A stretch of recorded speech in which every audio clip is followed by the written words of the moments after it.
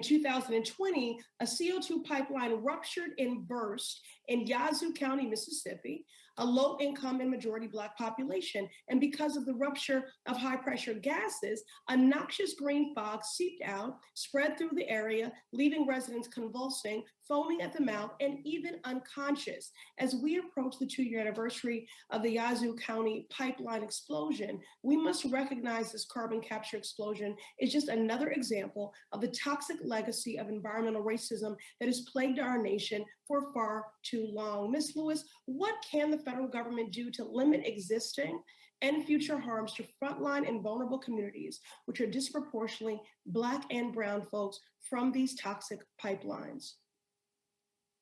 Thank you so much for that incredibly important question. It's heartbreaking to even hear those effects of that pipeline burst.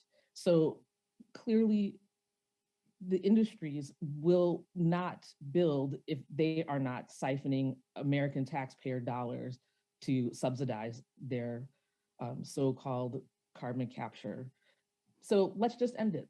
Let's be done with it. Let's end 45Q that gives tax breaks to companies that say they're going to build, yet haven't, and they've already cashed the checks. Let's continue to push, let's continue to highlight the harmful effects on our most vulnerable communities.